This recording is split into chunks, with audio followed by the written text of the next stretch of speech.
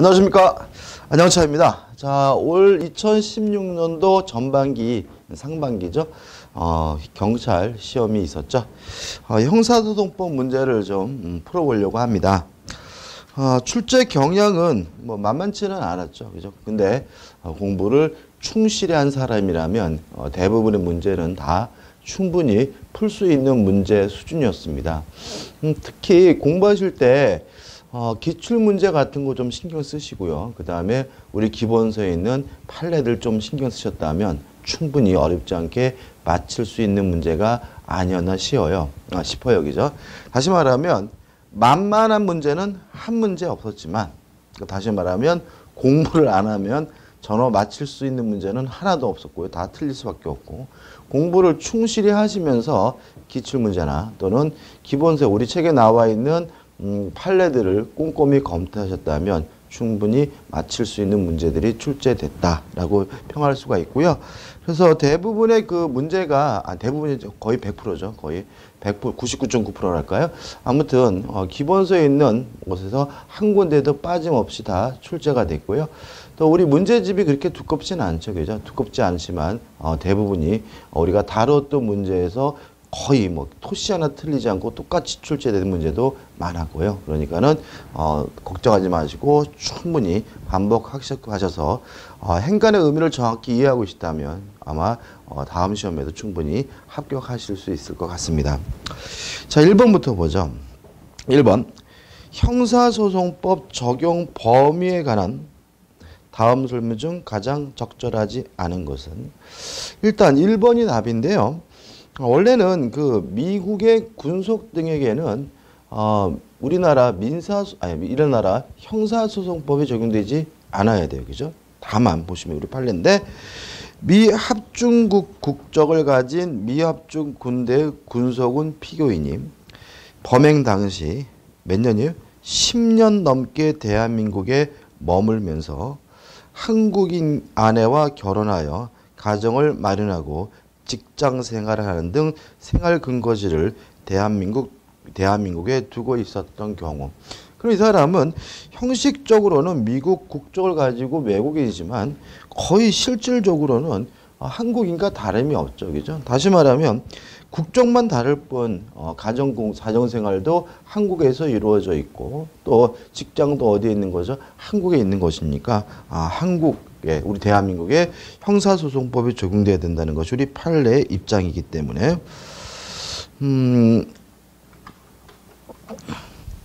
미합중국 군대 군소에 관한 형사재판권에 관련 조항이 적용될 수 있다는 지문은 X고요. 미합중국 군대, 미국 군대 군소에 관한 규정이 적용되는 것이 아니라 대한민국 형사소송법 규정이 적용돼야 되기 때문에 1번이 뭐죠? X가 되는 거죠. 2번, 캐나다 시민권자인 피고인이 캐나다에서 위조 문서를 행사했어요. 그럼 생각해 보자고요. 캐나다 사람이고 어디에서 범죄를 했어요? 캐나다에서. 우리 대한민국 국민에게 어떠한 손해나 위해를 가한 것은 없는 거죠. 따라서 우리나라 재판권이 당연히 미칠 리는 없는 것이기 때문에 행사했던 내용으로 기소된 사안에서 피고인에 대하여는 우리나라의 재판권이 없다는 지문은 뭐죠? 맞는 지문이죠. 그 다음 3번 국회의원의 면책특권의 대상이 되는 행위는, 이거 아주 잘 나오죠. 국회의원 직무수행에 필수적인 국회의원의 국회 내에서 직무상 발언과 표결이라는 의사행위, 표현행위 자체만 국한되지 아니하고, 이게 가장 문제됐던 것이 뭐냐면 노회찬 의원이라 있죠. 민중당인가요? 그분이 그 삼성에서 떡값 받은 사람들의 명단을 발표한단 말이죠. 만약에 그분이 국회 본회의나 또는 상임위원회장에서 뭐 그런 내용을 발표했다면 지금까지 읽어본 것처럼 아무 문제 없이 면책특권의 대상이 되는데, 이 양반이 의원회관에서 기자들에게 그 명단을 발표했단 말이죠. 그것도 면책특권에 해당하느냐, 이 문제에 대해서 우리 판례는 면책특권에 해당하기 때문에 처벌할 수 없다라고 판시하고 있어요. 왜 그러냐면 다시 보시면 국회 내에서 직무상 발언과 표결이라는 의사표현 행위 자체만 국한되지 아니하고 통상적으로 부수하여 행하여지는 행위까지 포함하며 그와 같은 부수 행위인지 여부는 구체적인 행위의 목적, 장소, 태양 등을 종합하여 개별적으로 판단하여야 된다는 것이 우리 판례 입장이고 맞는 지문이고요. 따라서 그분은 처벌하지 않고 있죠. 4번 항소심이 신법 시행을 이유로 국법이 정하는 바에 따라 적법하게 진행된 제1심의 증거조사 절차 등을 위법하다고 보아 그 효력을 부정하고 다시 절차를 진행하려는 것은 허용되지 아니하며까지 끊어보면 일단 우리가 형사소송법은 법률 불소급의 원칙이 적용되지 않습니다. 따라서 법이 개정이 되면 신법이 적용되는 것이 원칙인데 다만 기존 국법에 따라서 이루어진 증거조사 절차 등은 다시 할 필요가 없는 거기 때문에 여기 나와 있는 것처럼 위법하다고 보아 다시 절차를 진행하는 것은 허용되지 않습니다. 이게 뭐예요? 원칙이죠. 다만 이미 적법하게 이루어진 소송의 효력을 부정하지 않는 범위 내에서 신법의 취지에 따라 절차를 진행하는 것은 물론 허용되기 때문에 4번은 맞는 지문이죠. 답은 1번이죠. 어렵지 않은 문제죠. 2번 고소와 관련한 다음 설문 중 가장 적절하지 않은 것은 이게 뭐 출제 경향인데 고소에 대해서는 반드시 한 문제 정도는 출제를 해야 되겠죠. 1번 친고죄에서 고소는 서면뿐만 아니라 구술로도 할 수 있고 맞죠? 다만 구술에 의한 고소를 받은 검사 또는 사법경찰관은 조서를 작성해야 하지만 그 조서가 독립된 조서일 필요는 없다. 정확히 뭐죠? 맞는 지문입니다. 2번 고소권자가 비친고죄로 고소한 사건을 검사가 친고죄로 구성하여 공소를 제기하였다면 공소장 변경 절차를 거쳐 공소사실이 비친고죄로 변경되지 아니하는 한 법원으로서는 친고죄에서 소송 조건이 되는 고소가 유효하게 존재하는지를 직권으로 심리하여야 하고 지금 전제 보시면은 지금 이 사람이 고소를 하긴 했지만 뭐로써 고소했죠? 비친고죄.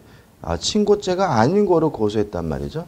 근데 검사가 수사하는 과정에서 이거를 뭐로 바꾼 거죠? 친고죄로 바꿨어요. 그러면 법원 입장에서는 그 사람이 진짜 이 친고죄에 대한 해당 범죄에 대해서 정확한 고소가 있었는지 여부에 대해서 직권으로 뭘 해야 되는 거예요?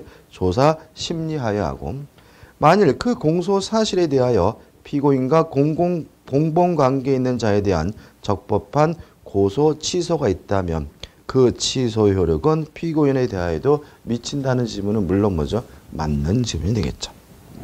3번 친고죄 공범 중 일부에 대하여 제1심 판결이 선고된 후에 제1심 판결을 선고하기 이전의 다른 공범죄에 대하여 고소 취소를 할 수는 없고 고소 취소했더라도 그 효력이 발생하지 않는다는 지문은 맞는 지문이고 기억해 두셔야 되겠죠. 그 다음에 4번인데 이런 문제입니다. 일단 우리가 고소기간이 있잖아요. 예를 들어서 고소기간이 6월이다. 그러면 언제부터 고소기간에 관한 기산점, 시작점을 계산하느냐 요 문제인데 안때부터거든요. 안때부터. 그러면 안때라는 말이 뭐냐? 미필적으로 인식한 때냐? 아니면 확정적으로 인식한 때냐? 요거를 구별하는 문제거든요. 다시 말하면 이런 겁니다. 예를 들어서 제가 지금 범죄를 당했을지도 모른다라는 어슴푸레한 뭐가요? 인식. 요거죠. 미필적 인식이고. 그래서 내가 진짜 이거 당한 거 맞나라고 고민하다가 내가 당한 게 맞구나라는 확정적 인식을 취득하는 시점이 있겠죠. 요거에 대해서 우리 판례는 요 미필적 인식을 갖게 된 시점을 기산점으로 하는 것이 아니라 확정적 인식을 갖게 된 시점을 기산점으로 해야 된다는 것이 판례의 입장이거든요. 따라서 보시면 형사소송법 제230조 제1항 규정에서 범인을 알게 된 다음은 통상인의 입장에서 보아 고소권자 고소를 할 수 있을 정도의 범죄 사실과 범인을 아는 것을 의미하고 다시 말하면 언제부터 시작하느냐 통상인의 입장에서 알게 된 경우부터 시작하게 되는데 여기서 범죄 사실을 안다는 것은 고소권자가 친고죄에 해당하는 범죄 피해가 있었다는 사실관계에 관하여 미필적 인식이 있음을 말한다. X죠. 미필적 인식만으로는 시작하지 않습니다. 확정적 인식이 있어야 비로소 시작하기 때문에 답은 몇 번이 되죠? 4번이 되는 거죠. 3번 문제입니다. 피의자 신문에 관한 다음 설명 중 가장 적절한 것은 옳은 걸 찾으라고 하네요. 1번 수사기관이 피의자의 진술을 영상 녹화해요. 다시 말하면 피의자 신문을 하는 과정에서 그 과정을 영상 녹화하려고 할 때는 굳이 피의자로부터 동의받을 필요는 없어요. 그 사실을 뭐만 하면 되냐면 고지만 하면 되거든요. 따라서 반드시 피의자 내지 변호인의 동의를 받아야 하고 이미 뭐죠? X입니다. 고지만 하면 되고 동의까지 받을 필요는 없어요.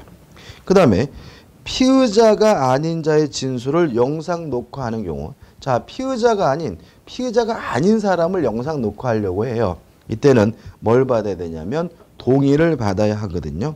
따라서 미리 영상 녹화 사실을 고지하면 되고 그의 동의를 요하지 않는다는 질문은 X죠. 따라서 요 1번 질문은 앞뒤가 뭐 하게 되는 거죠? 뒤바뀌어 있는 거죠. 그래서 앞부분엔 뭐가 들어가야 됩니까? 피의자의 진술이 아니라 피의자가 아닌 자의 진술이 들어가야 되고요. 뒤에는 누가요? 피의자의 진술이 들어가면 되겠죠. 2번 피의자가 변호인의 참여를 원한다는 의사를 명백히 표시하였음에도 수사기관이 적당한 사유 없이 변호인을 참여하게 하지 아니한 채 피의자를 신문하여 작성한 피의자의 신문조서. 위법한 거죠. 다시 말하면 변호인의 저력을 발휘 권리는 절대적으로 보장이 돼야 되고 특히 지문에 나와 있는 것처럼 변호인으로부터 조력을 받겠다라고 명시적으로 표시했는데도 불구하고 조력을 받지 않았다면 이러한 피의자 신문조서는 증거 능력이 부정됩니다. 따라서 증거 능력 자체가 부정되는 것은 아니나 X죠. 이런 경우에는 중요한 결격 사유가 있는 것이기 때문에 증거 능력 자체가 뭐가 되는 거죠? 부정이 되는 거죠. 3번이 옳고 3번이 답이죠. 피의자와 동속한 신뢰관계에 있는 사람이 피의자를 대신하여 진술한 부분이 조서에 기재되어 있다면 그 부분은 피의자의 진술을 기재하는 것이 아니라 동속한 사람의 진술을 기재하는 한 조서에 해당하므로 맞고요. 그 사람에 대한 진술조서로서의 증거 능력을 취득하기 요건을 충족하지 못하는 한 이를 유죄의 증거로 사용할 수 없다는 지문은 뭐죠? 맞는 지문이 되는 거죠. 4번입니다.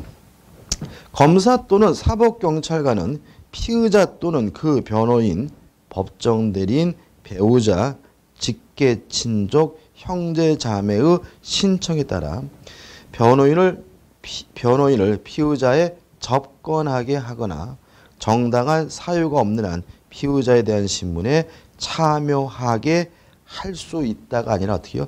하여야 한다죠.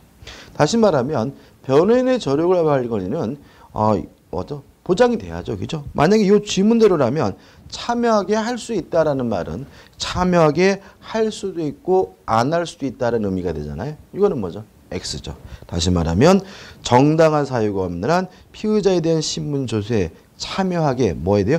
하여야 한다가 되기 때문에 4번도 X가 되는 거죠. 그 다음에 4번 문제입니다. 현행법인 또는 준현행범인의 체포에 관한 다음 설명 중 옳은 것은 모두 몇 개인가? 요 몇 개를 고려한 문제가 굉장히 까다롭습니다. 왜냐하면 지금 이 문제는 지문이 총 5가지인데 5개 지문을 정확하게 알아야지만 답을 선택할 수 있죠. 일반적으로 사지선다의 경우에는 4개 지문을 모두 다 알아야 되는 건 아니에요. 예를 들어서 틀린 것을 이렇게 물어봤는데 2번이 틀렸다는 사실을 알면 하나만 알아도 어떻게 해요? 답을 맞출 수가 있는 거죠. 다만 몇 개를 고르라는 문제는 한 개의 지문이라도 어색하고 애매하다면 문제를 틀릴 수밖에 없기 때문에 난이도가 좀 높은 문제입니다. 개인적으로 이것이 변별력이 있느냐에 대해서는 좀 의심이 있기 때문에 출제하는 것이 좀 좋은 건 아닌 것 같은데 그래도 꼬박꼬박 출제하고 있으니까 적응을 해야 되겠죠. 그래서 이 문제를 푸실 때 예를 들어서 기억 나오고 니은 나오고 이렇게 나오잖아요. 그죠? 그러면 여러분들이 이 몇 개를 고르는 문제는 정확하게 지문이 옳고 그름을 판단해야 되기 때문에 지문을 읽고 그냥 맞는 것 같다, 틀린 것 같다라고 생각만 하고 넘어가지 마시고요. 반드시 에다가 틀린 것 같으면 가위표를 치고요. 맞는 것 같으면 뭐죠? 공표를 치시고 그 다음에 잘 모르겠으면 뭐죠? 세모를 꼭 치셔야죠. 그죠? 그래서 만약에 세모가 나오면 거기서 어떻게 좀 고민을 해봐야 되고요. 반드시 머릿속에 생각만 하시고 문제 지문 뒤에다가 틀렸으면 틀렸다. 맞았으면 맞았다. 또는 잘 모르겠으면 잘 모르겠다는 세모를 표시하셔가지고 답을 선택하시는 것이 좀 문제 풀 때 좀 안전합니다. 기억을 보시면 일단 옳은 것을 몇 개 찾으라는 문제인데 기억은 뭐냐면 X예요. 보시면 현행 범인은 누구든지 영장 없이 체포할 수 있는 데까지 맞습니다. 다시 말하면 경찰관만 체포할 수 있는 것이 아니라 주위 시민도 체포할 수 있는 거죠. 현행 범인으로 체포하기 위하여는 행위의 가벌성, 범죄의 현행성, 시간의 접착성, 범인, 범죄의 명백성 이까지는 맞고요. 이외의 체포의 필요성까지 있어야 돼요. 따라서 체포의 필요성, 즉 도망 또는 증거인멸의 염려가 있어야 하는 것은 아니다. X고요. 맞는 질문이 되려면 체포의 필요성, 도망 또는 증거인멸의 염려가 있어야 현행범인을 체포할 수 있음을 주의하시기 바랍니다. 그래서 기억번은 먼저 X가 되는 거죠. 니은번은 맞는 지문이죠.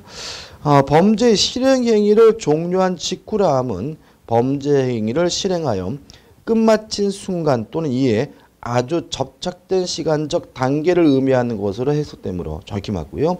시간적으로나 장소적으로 보아 체포를 당하는 자가 방금 범죄를 시행한 범인이라는 점에 관한 재증이 어떻게 해요?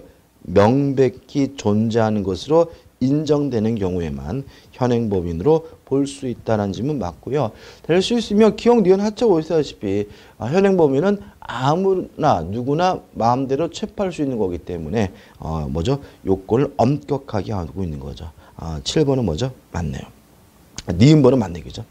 1번 경찰관의 현행범인의 체포 경위 및 그에 관한 현행범인 체포서와 범죄 사실의 기재에 다소 차이가 있어요. 왕창 차이가 있는 게 아니라 다소 차이가 있다는 표현이 나오면 우리 판례는 뭐죠? 상관이 없다는 거죠. 왜 그러냐면 판결문이라는 것도 자기의 판결에 대해서 어떻게 해요? 공정성이랄까요? 합리성을 부여하는 내용이기 때문에 판사도 어떻게 그러한 내용을 쓰게 되는 거죠. 그래서 만약에 문제지문에서 많은 차이 그러면 어떻게 그거는 문제가 있는 거예요. 다소 차이, 조금 차이 그러면 어떻게 해요? 문제가 없는 거예요. 그죠? 그럼 보자고요. 다소의 차이가 있더라도 그것이 논리와 경험칙상 장소적 시간적 동일성이 인정되는 범위 내라면 그 체포행위가 공무집행 방해죄인 요건인 적법한 공무집행에 해당한다는 질문은 맞는 질문이죠. 왜요? 다소의 차이가 있으니까요. 1번 다액 50만 원 이하의 벌금, 구류 또는 과료에 해당하는 자의 현행범인에 대하여는 범위나 주거가 분명하지 아니한 때 하나요 현행범인으로 체포할 수 있다. 맞는 질문이죠. 이건 우리 형사법 214조 내용 그대로죠.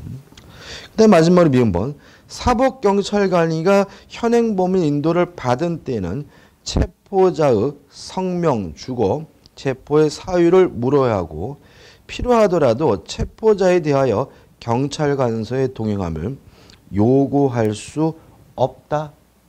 틀렸죠, 그죠? 아니 현행범인을 인도받았으면 이런 거잖아요. 용감한 시민들이 어떤 소매치 현행범인을 잡았어요. 그래서 뭐죠? 경찰관에다가 데려다 줬어. 그러면 경찰관이 인도받아서 가장 궁극적인 것은 뭐예요? 경찰서에 데려가야 되겠죠. 근데 질문은 뭐예요? 경찰관서의 동행함을 요구할 수는 없다. 명백히 뭐가 돼요? X가 되는 거죠. 따라서 답은 3개에서 3번이 되는 거죠. 틀린 게, 옳은 것은 몇 개인가요? 3개. 니은, 디귿, 리을 3개가 옳고요. 기억, 미음은 뭐가 되죠? X가 됩니다.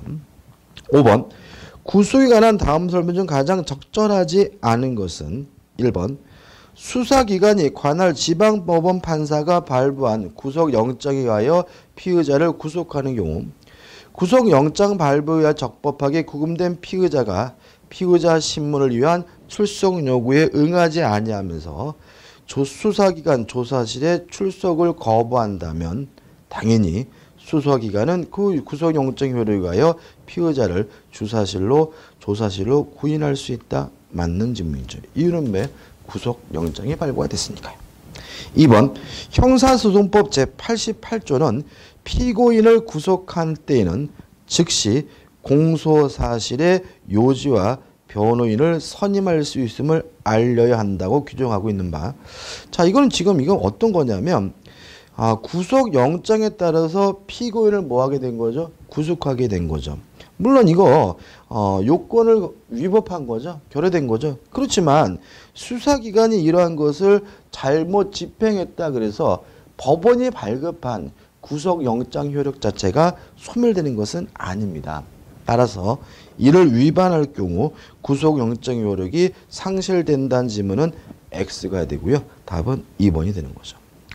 3번 구속영장에는 청구인을 구금할 수 있는 장소로 특정 경찰서 유치장으로 기재되어 있었는데 그 신병이 조사차 국가안전부 직원, 기획부 직원에게 인도된 후 위 경찰서 유치장에 인도된 바 없이 계속하여 국가안전기획부 청사에 사실상 구금되어 있다면 청구인의 방어권이나 접견교통권 행사에 중대한 장애를 초래한 것이므로 위법하다. 맞죠?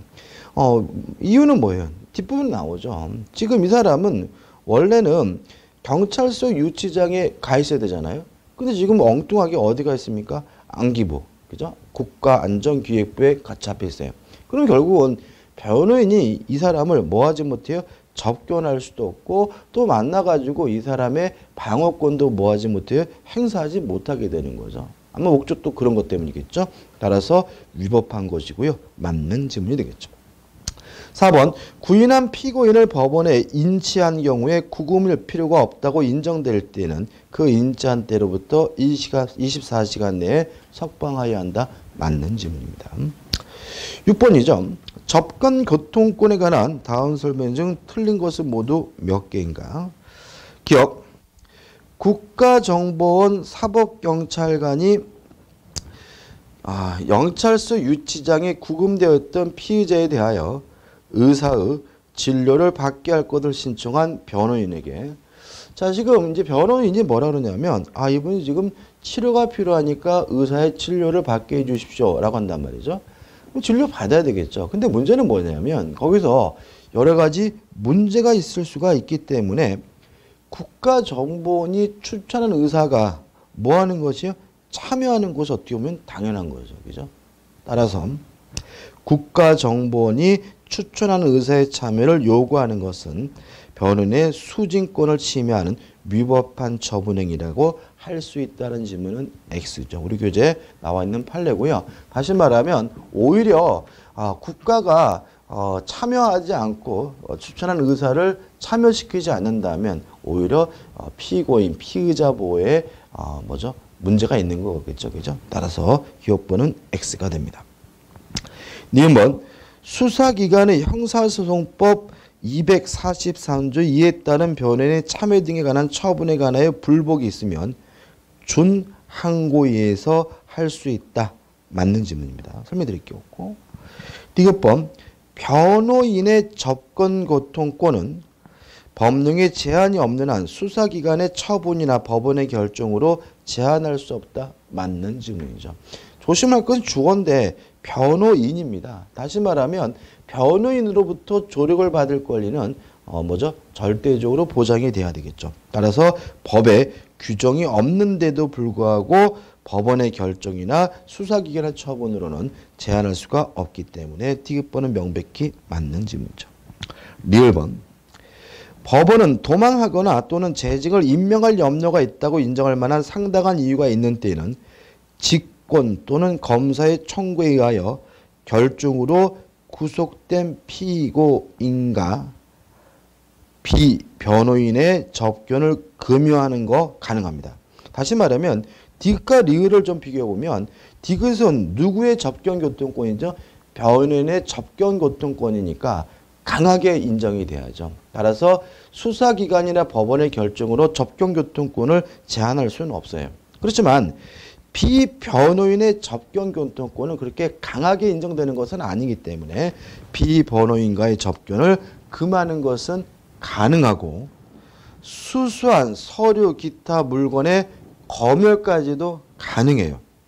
다만 의료 및 의료품을 포함한 물건의 수수를 금지하거나 압수는 할 수가 없는 거죠. 옷은 입어야 되겠죠. 저도 마찬가지, 저도 지금 고혈압이 있거든요. 그럼 고혈압 환자는 하루에 한 번씩 뭐를 먹어야 되냐면 고혈압 약을 먹어야 되거든요. 그런 거 어떻게 해요? 반드시 줘야 되는 것이고 압수하거나 금지시킬 수는 없겠죠. 따라서 리을 번은 뭐가 돼요? X가 되고 답은 3번이 되는 거죠. 자, 7번. 체포 구속 적부 심사에 관한 다음 설명 중 가장 적절하지 않은 것은 1번 체포 구속 적부 심사의 결정에 의하여 석방된 피의자가 도망하거나 재증을 인멸하는 경우를 제외하고는 동일한 범죄 사실에 관하여 재차 체포 또는 구속하지 못한다는 지문은 너무나 명백하고 당연한 규정이고 맞는 지문이겠죠. 여기서 좀 생각해 볼 것은 뭐냐면 이러한 체포 구속 적부심이 청구가 되면 법원은 결국 판결을 뭐죠? 세 가지, 정확히 말하면 세 가지지만 크게는 뭐죠? 두 가지예요.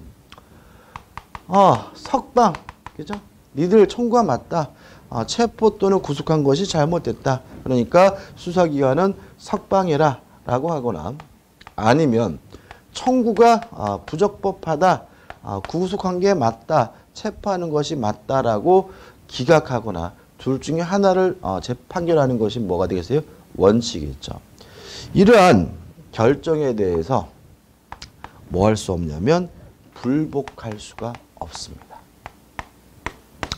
왜냐하면 석방에 대해서 불복한다면 결국은 수사기관이 석방 여부를 실질적으로 결정하는 것이기 때문에 문제가 있고요. 또 기각 결정에 대해서 불복을 인정하느니 그냥 정상적으로 뭐로 넘어가는 게 나아요? 정상 재판으로 넘어가는 것이 나은 거죠. 그래서 이 구속 적부심 결정에 대해서는 석방 결정이든 기각 결정이든 뭐 하지 못해요? 불복하지 못하는 거거든요. 따라서 2번 체포 구속 적부 심사 청구에 대한 기각 결정에 대하여는 3일 이내에 항고할 수 있다, 불복할 수 있다는 지문은 X고요. 답은 뭐죠? 2번이 되는 거죠.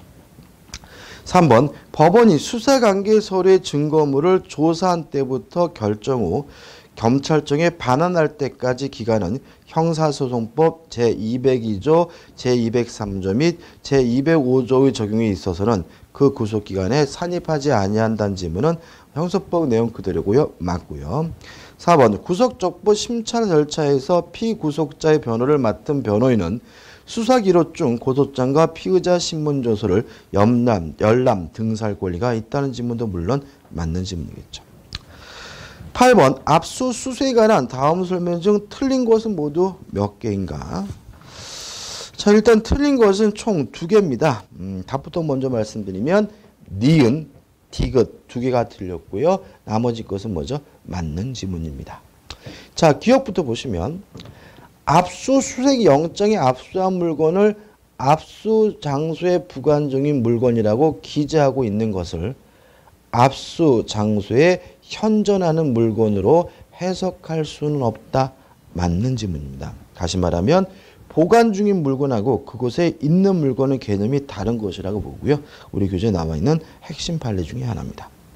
니은번 소유자, 소지자 또는 보관자가 아닌 자로부터 제출받은 물건을 영장 없이 유죄 인정의 증거로 사용할 수 없지만 피고인이나 변호인이 이를 증거로 함에 동의하였다면 증거 능력이 인정된다. X입니다. 물론 이런 것들은 아무리 동의가 있었다 하더라도 증거 능력이 인정될 수는 없습니다. 따라서 니은번은 뭐죠? X가 되는 거죠. 디귿번 수사기관에 이 압수수색에 착수하면서 그 장소의 관리 책임자에게 영장을 제시하였다면 물건을 소지하고 있는 다른 사람으로부터 이를 압수하고자 한 때는 개별적으로 압수수색 영장을 제시해야 된다는 것이 우리 판례 입장이기 때문에 그 사람에게 따로 영장을 제시할 필요가 없다는 지문은 X입니다. 1번 검사가 공소 제기 후 형사소송법 제215조에 따라 수서법원 이의 지방법원 판사에게 청구하여 발부받은 영장에 의하여 압수수색을 하였다면 그와 같은 수집된 증거는 원칙적으로 유죄 증거로 삼을 수 없다. 맞는 지문이고요. 이것도 우리 판례의 태도가 되는 거죠. 미음번 전자정보에 대한 압수수색에 있어 저장 매체자를 외부로 반출하거나 하드카피 이미징 형태로 복제본을 만들어 외부에서 저장 매체나 복제본에 대한 압수수색이 허용되는 예외적인 경우에도 혐의 사실과 관련된 정보만 압수수색할 수 있겠죠. 혐의 사실과 관련된 전자정보 이외에 이와 무관한 전자정보 쉽게 말씀드리면 야동, 그죠? 컴퓨터를 압수수색하는 과정에서 집바구리라는 폴더를 발견하게 됐는데 거기를 열어봤더니 진짜 멋있는 야동들이 잔뜩 들어있더라. 이런 거는 복사해서 압수수색하면 안 되겠죠. 무관한 정조 정보를 탐색, 복제, 출력하는 것은 원칙적으로 위법한 압수수색에 해당하므로 허용될 수 없다는 지문은 물론 맞는 지문이겠죠. 그래서 답은 2번이 되네요. 9번입니다. 공소시효에 관한 다음 설명 중 가장 적절한 것은 1번 공소시효를 정지, 연장, 배제하는 내용의 특례 조항을 신설하면서 소급 적용에 관한 명시적인 경과 규정을 두지 아니한 경우에도 그 조항을 소급하여 적용할 수 있다고 볼 것인지에 관하여는 이를 해결할 보편타당한 일반 원칙이 존재한다. 이런 원칙은 없죠. 그죠? 존재하지 않습니다. 그러니까 실제로 그러니까 결국 어떻게 해요? 개별적으로 판단할 수밖에 없죠. 1번은 X입니다. 이런 게 존재한다면 얼마나 좋겠어요. 2번 공소시효의 정지를 위해서는 형사처분을 면할 목적이 있을 것을 요구한다. 여기서 형사처분을 면할 목적은 국외 체류의 유일한 목적으로 되는 것에 한정된다. X죠. 유일한 목적일 필요가 없습니다. 예를 들어 가지고 제가 범죄 혐의로 수배 중이에요. 근데 지금 제가 중국에서 좋은 사업을 할 거리에 생겼단 말이죠. 그래서 사업을 할까 말까 고민하다가 에이 잘 됐다. 이번에 도망도 가고 사업도 하고 겸사겸사 중국으로 가자. 이런 경우에도 공소시효를 뭐하게 돼요? 정지시키게 되는 거죠. 다시 말하면 유일한 목적일 필요는 없는 거죠. 3번 형사소송법 제253조 제2항에 범인이 형사처분을 면할 목적으로 국외에 있는 경우는 범인이 국내에서 범죄를 저지르고 형사처분을 면할 목적으로 국외로 도피한 경우에 한정되고 이미 틀렸어요. 한정되지 않고요. 연결해서 보면 범인이 국외에서 범죄를 저지르고 형사처분을 면할 목적 국외에서 체류하는 경우에도 포함되지 않는다가 아니라 포함됩니다. 다시 말하면 국내 범죄뿐만 아니라 외국에서 범한 범죄를 면할 목적으로 해외에 머물고 있는 것도 뭐가 되는 거죠? 공소시효의 정지 사유가 되는 거죠. X네. 4번 피고인이 당해 사건으로 처벌받을 가능성이 있음을 인지하였다고 보기 어려운 거라면 무슨 말 아시겠죠? 그죠? 다시 말하면 내 행위가 처벌받는 거구나 라는 사실을 알 수가 없었다는 거죠. 피고인이 다른 고소사건과 관련하여 형사처분을 면할 목적으로 국외에 있는 경우라 하더라도 당해 사건의 형사처분을 면할 목적으로 국외에 있었다고 볼 수는 없다는 지문은 맞죠. 이유는 뭐예요? 처분받을 가능성이 있음을 인지하였다고 보기가 어렵기 때문에 그런 거죠. 답은 뭐죠? 4번이 됩니다. 10번 문제입니다. 형사소송법상 공소장 변경에 관한 다음 설명 중 틀린 것은 모두 몇 개인가? 일단 틀린 것은 한 개, 니은번 한 개가 틀렸습니다. 기억 보시면 피고인의 방어권 행사에 실질적인 불이익을 초래할 염려가 없는 경우에는 공소사실과 기본적 사실이 동일한 범위 내에서 법원이 공소장 변경 절차를 거치지 아니하고 다르게 사실을 인정하더라도 불거분리 원칙이 위반되지 아니한다. 맞는 질문이죠. 일단 우리가 공소장 변경에 대해서 가장 생각해 볼 것은 뭐냐면 공소장 변경을 하게 되면 피고의 방어권이 저해된다는 거죠. 무슨 이해하시죠? 그죠? 다시 말하면 A라는 범죄에 대해서 공소가 제기돼서 그 범죄를 저지르지 않았다는 사실을 열심히 입증하려고 변호사가 준비를 하고 있는데 막상 재판정에 갔더니 그 검사가 A가 아니라 B입니다. 이렇게 공소장을 변경하게 되면 완전히 뭐죠? 엿먹을 하잖아요. 그죠? 따라서 공소장 변경이 제한이 되고 공소장 변경이 엄격한 요건이 필요한 것은 결국 피고인의 뭐가 되는 거죠? 방어권 보장을 위한 거예요. 그래서 기억에 나와 있는 것처럼 앞에 방어권 행사의 실질적인 불이익을 초래할 염려가 없다면 굳이 어렵게 복잡한 절차를 둘 필요는 없는 거기 때문에 기억은 뭐죠? 맞는 지문이 되는 거죠. 니은번 공소장 변경 절차 없이도 법원은 심리 판단할 수 있는 죄가 한 개가 아니라 여러 개인 경우에는 법원으로서는 그중 하나를 임의로 선택할 수 있고 X입니다. 없습니다. 왜냐하면 이렇게 임의적으로 아무거나 선택해서 판단할 수 있다면 피고인의 방어권 보장이 실질적으로 뭐가 돼요? 침해되는 거죠. 계속 보시면 검사에게 공소사실 및 적용 법조에 관한 성명을 구하여 공소장을 보완하게 한 다음 이에 따라 심리 판단하여야 할 것은 아니다가 아니라 어떻게요? 심리 판단하여야 합니다. 다시 말하면 전반부에 나와 있는 그런 행동을 재판부가 하려고 하려면요. 먼저 검사에게 뭘 요구해야 됩니까? 성명을 구하고 또 공소장을 뭐죠? 보완하라고 한 다음에야 비로소 뭐 할 수 있어요? 심리 판단하는 것이 가능하기 때문에 니은번은 X가 되는 거죠. 디귿번 공소사실 또는 적용법제 추가, 철회 또는 변경의 허가에 관한 결정은 자 이런 문제죠. 지금 공소사실에 대해서 변경에 관한 허가를 했어요. 그것에 대해서 독립해서 따로 분리해가지고 상수할 수 있느냐 이 문제에 대해서 우리 판례의 기본적 입장은 그것이 잘못됐다면 본안 판결에서 다투면 그만인 것이지 별도로 불복할 필요는 없다는 것이 판례 입장이기 때문에 판결 전에 소송 절차에 관한 결정이라 할 것이므로 그 결정을 함에 있어서 저지른 위법이 판결에 영향을 미치는 경우 하나여 그 판결에 대하여 상소를 하여 다툼으로써 불복하면 그만인 것이지 외에는 당사자가 이에 대하여 별도로 독립하여 상소할 수 없다는 지문은 맞는 지문이 되겠죠. 리을번 검사가 단순 사기의 공소사실에 형법 347조 제1항을 적용하여 기소한 경우에는 비록 상습성이 인정된다고 하더라도 공소장 변경 없이는 법원이 상습 사기를 인정하여 처벌할 수는 없다. 맞는 지문이고 공소장 변경 없이 이러한 것을 인정한다면 방어권 보장이 충분치 않기 때문에 그렇겠죠.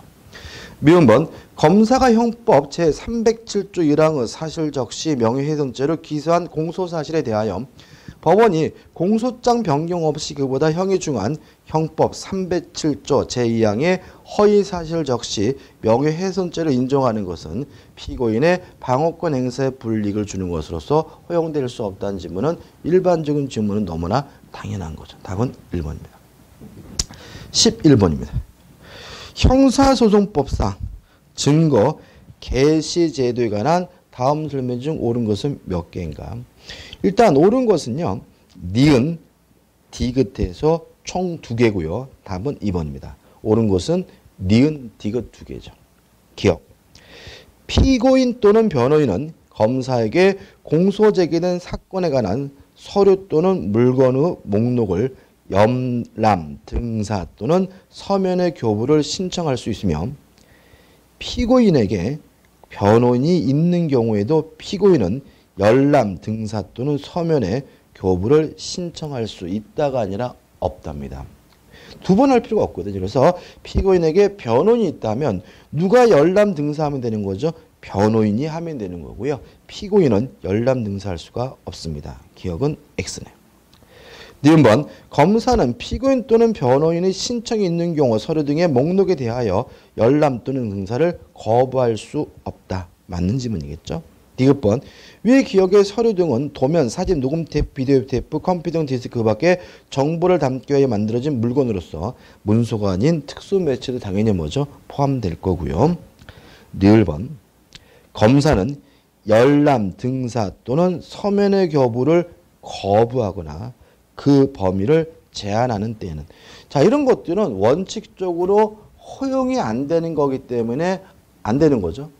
다만 예외적으로만 가능한 일이기 때문에 일정한 제한이 있겠다. 7일 이내 일단 X입니다. 우리 형사법은 지체 없이라고 규정을 두고 있습니다. 피고인 또는 그 변호인에게 그 이유를 서면 또는 구두 방법으로 통지해야 한다. 구두로는 안 됩니다. 반드시 서면으로 해야 되는 거죠. 다시 말하면 니을 번이 X인 이유는 7일이 아니라 뭐예요? 지체 없이고요. 또 서면 또는 구두가 아니라 서면으로 통지해야 되기 때문에 X고요. 답은 2번입니다. 12번입니다. 형사소송법상 공판 준비일 절차에 관한 다음 설명 중 가장 적절하지 않은 것은, 일단 우리가 공판이라는 말 자체가 공개재판이라는 뜻이잖아요. 따라서 2번 보시면 공판 준비 기일은 원칙적으로 비공개한다. X죠. 말 그대로 공개해야 되는 것이 원칙이기 때문에 답은 뭐죠? 2번이고 나머지 부분은 뭐 특별히 설명드릴 게 없죠. 13번입니다. 증거 조사에 관한 다음 설명 중 가장 적절한 것은 1번 형사소송법 제318조에 규정된 증거 동의 의사표시는 증거 조사가 완료된 뒤에는 취소 또는 철회가 인정되므로 X입니다. 인정되지 않습니다. 말 그대로 증거 조사가 뭐가 됐어요? 완료가 됐기 때문이죠. 다시 말하면 증거 조사가 이미 완료가 됐다면 뒤에는 취소 또는 철회할 수는 없는 거고요. 따라서 취소 또는 철회하더라도 의미가 없는 것이니까 취소 또는 철회 이전에 이미 취득한 증거 능력은 상실된다. 이것도 뭐가 돼요? X가 되는 거죠. 인정되지 않으므로 어쩌고저쩌고 해가지고 상실되지 않는다가 돼야 되겠죠. 2번 피고인이 철회한 증언을 법원이 직권신문하고 이를 체증하더라도 위법이 아니다. 맞는 지문이겠죠. 그죠? 법원이니까 답은 2번입니다. 3번 피고인이 출송한 공판기일에 증거로 함에 부동의한다는 의견이 진술됐어요. 자, 지금 우리가 여기서 일단 누군요? 피고인 본인은 동의할 수 없습니다라고 의견을 명시적으로 뭐 했어요? 표시했죠. 그 피고인이 출석하지 아니한 공판기일에 변호인만이 출석하여 종전 의견을 번복하여 증거로 함에 동의하였다면 이는 특별한 사정입니다란 효력이 있다가 아니라 어떻게요? 없다겠죠. 변호인은 말 그대로 피고를 변호하는 사람이고요. 피고의 대리인인 겁니다. 따라서 피고의 명시적 의사에 반해서는 소송 행위를 할 수가 없는 거죠. 따라서 피고가 명시적으로 부동의했다면 변호인도 동의할 수가 없는 것이고요. 따라서 3번도 X가 되는 거죠. 4번 증거물이지만 증거 서류의 성질도 가지고 있는 증거물인 서면을 조사하기 위해서는 뭐 예를 들어 가지고 뭐 이 사람이 나를 막 계속해서 뭐죠 스토커 짓을 해요. 그래가지고 막 편지를 뭐 사랑한다, 뭐 내 말 안 들으면 죽여버리겠다 이런 막 편지를 막 계속 보내요. 이런 것들이겠죠. 증거 서류의 조사 방식인 낭독 읽어봐야 되겠죠. 내용 고지 또는 열람의 절차와 증거물의 조사 방법인 제시의 절차가 함께 이루어져야 하는 것은 아니다. X. 함께 이루어져야 되겠죠. 그죠? 다시 말하면 뭐 지가 그냥 읽어놓고 쏙 숨겨버리면 그거는 뭐예요? 조작될 가능성이 있잖아요. 따라서 함께 이루어져야 하기 때문에 4번도 뭐가 되죠? X가 되고 답은 2번이네요. 14번 다음 중 엄격한 증명의 대상인 것은 나와있죠. 1번, 2번, 3번은 자유로운 증명이고요. 4번 합동범위에 있어서의 공모의 모의는 엄격한 증명이기 때문에 답은 4번이 됩니다. 이건 뭐 암기해야 될 사항이죠. 15번 위법 수집 증거 배제 법칙에 관한 다음 설명 중 가장 적절하지 않은 것은 1번 형사소송법 제217조 제2항 제3항에 위반하여 압수수색 영장을 청구하여 이를 발부받지 아니하고도 즉시 반환하지 아니할 압수물은 자 결국은 영장주의 반환입니다. 다시 말하면 영장 없이는 압수수색할 수가 없는데 영장 없이 뭐죠? 압수수색을 했으니까 이를 유죄의 증거로 사용할 수 없는 것이나 맞죠? 또 없는 것이고 피고인이나 변호인이 이를 증거로 함에 동의하면 유죄의 증거로 사용할 수 있다가 아니라 어떻게요? 없답니다. 다시 말하면 이런 증거물은 아예 영장주의에 위반되는 증거이기 때문에 피고나 변호인의 동의가 있다 하더라도 유죄 증거로 삼을 수가 없는 거죠. 만약에 이런 것들이 허용되면 영장 없이 어떻게 해요? 압수수색을 하고 나서 나중에 회유해가지고 사건을 해결하려고 하는 것이 뭐죠? 만연했기 때문에 이런 것은 허용되지 않습니다. 답은 1번이 되는 거죠. 나머지 2번, 3번, 4번은 길지만 맞는 질문이니까 한번 보시기 바라고요. 16번입니다. 피의자 신문조서에 관한 다음 설명은 틀린 것은 모두 몇 개인가? 일단 틀린 것은 총 2개에서 3번이 답이고요. 니은, 디귿 2개가 틀렸습니다. 니은, 디귿이죠. 니은, 디귿만 볼까요? 니은번. 형사소송법 제312조 제3항의 그 내용을 인정한 때라 함은 피의자 신문조서 기재 내용이 진술 내용들이 기재되어 있다는 의미고 그와 같은 진술한 내용이 실제 사실과 부합한다는 것을 의미하는 것은 아니다. X죠. 당연히 그 내용이 적혀 있다는 것뿐만 아니라 인정한다는 것은 실제 사실과 부합하다는 것을 의미하겠죠. 따라서 니은번은 먼저 X에 되는 거죠. 디귿번 피고인이 그 진술을 기재한 검사 작성의 피의자 신문조서 중 일부에 관하여만 실질적 진정 성립을 인정하는 경우에는 법원은 당의 조서 중 어느 부분이 그 진술대로 기재되어 있고 어느 부분이 달리 기재되어 있는지 여부를 구체적으로 심리함이 없이 전체 피의자 신문조서의 증거 능력을 부정하여야 한다. X죠. 다시 말하면 이런 얘기죠. 지금 신문조서가 작성됐는데 1, 2, 3인데 요 2항은 예 제가 그거 그렇게 진술했습니다. 근데 1번과 3번은 제가 진술하지도 않았는데도 허위의 내용이 기재되어 있습니다. 라고 재판 과정에서 주장을 한다면 당연히 재판관은 어떻게 해야 돼요? 어느 부분이 달리 기재되어 있는지 여부를 어떻게 해요? 구체적으로 심리해야 되겠죠. 따라서 구체적으로 심리하지 않았다면 피의자 신문조서의 증거 능력을 부정할 수는 없는 거기 때문에 디귿번도 뭐죠? X가 되는 거죠. 리을번은 뭐 맞는 지문입니다. 17번입니다. 탄핵 증거에 관한 설명 중 가장 적절하지 않은 것은 일단 1번 검사가 유죄 자료로 제출한 사법경찰리 작성의 피고인에 대한 피의자 신문조서는 피고인이 그 내용을 부인하는 이상 증거 능력이 없으나 맞죠? 그것이 임의로 작성된 것이 아니라고 의심할 만한 사정이 없는 한 피고인의 법정에서의 진술을 탄핵하기 위하여 반대 증거로 사용할 수 있다는 지문은 뭐죠? 맞는 지문이 됩니다. 꼭 기억해 두셔야 되고요. 2번 탄핵 증거는 범죄 사실을 인정하는 증거가 아니므로 엄격한 증거 조사를 거쳐야 할 필요가 없음은까지 끊어보시면 탄핵 증거는 엄격한 증명이 아니라 뭐죠? 자유로운 증명입니다. 여기까지는 맞습니다. 형사소송법 제318조의 규정에 따라 명백하고 법정에서 이에 대한 탄핵 증거로서의 증거조사도 필요 없다. X.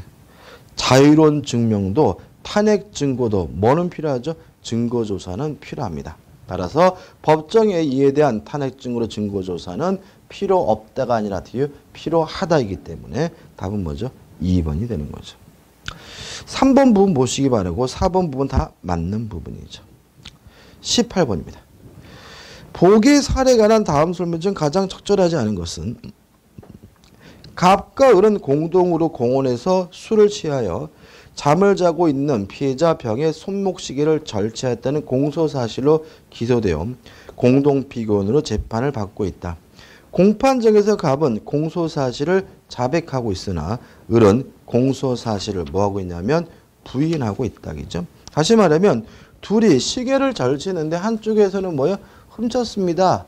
잘못했습니다. 그러고 한쪽에서는 저는 훔치지 않았습니다. 이렇게 지금 다투고 있다는 얘기죠. 답만 보면 되는데 4번 보시면 갑이 범행을 자백하는 것을 들었다는 정의 진술 내용은 형사소송법 제310조 피고인의 자백에는 포함되지 아니하나까지 맞죠. 그죠? 일종의 뭐죠? 전문 법칙입니다. 이런 거는 허용되지 않죠. 그뿐만 아니라 보강 증거로도 뭐 할 수 없어요? 사용할 수가 없는 거기 때문에 이는 피고인의 자백의 보관 증거로는 될 수 있다라는 질문은 뭐죠? X죠. 다시 말하면 자백하는 것을 들었다는 정의 진술은 자백에 포함되지 않을 뿐만 아니라 갑의 자백에 대한 무엇으로도 보강 증거로도 사용할 수가 없는 거죠. 답은 뭐죠? 4번이 되는 거죠. 19번입니다. 재판의 효력에 관한 다음 설명 중 가장 적절하지 않은 것은 4번을 보시면 구현행법상 징벌이에요. 이것도 기판력이 없습니다.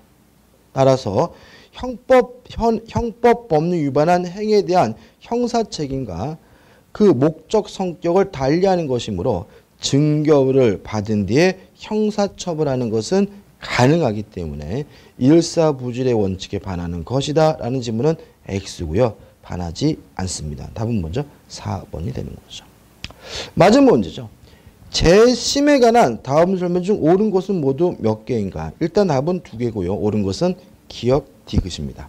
기억 보시면 특별사면으로 형성고 효력이 상실된 유죄의 확정 판결도 형사소송법 제420조 유죄의 확정 판결에 해당하여 재심 청구의 대상이 될 수 있다는 질문은 물론 맞는 질문입니다.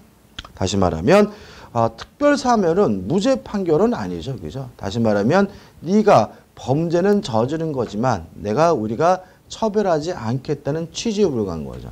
따라서 특별사면에 대해서 처벌을 안 받았다 하더라도 나는 무죄다, 유죄임이 억울하다라고 인정된다면 물론 재심을 청구할 수는 있어요.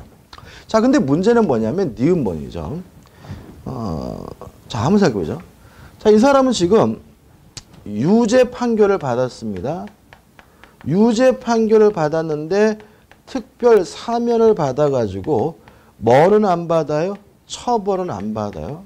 그러면 뭐 저같이 평범한 사람이면 억울하지만 할 수 없지라고 냅둘 텐데 나는 유죄가 아니라 무죄다라고 해가지고 재심을 청구했어요. 그죠? 근데 재심을 청구했더니 저의 주장이 받아들여져가지고 무죄다라고 판결이 나면 괜찮은데 재심을 해서 다시 해보니까 유죄가 맞다라고 또 판결이 또 나온 거예요.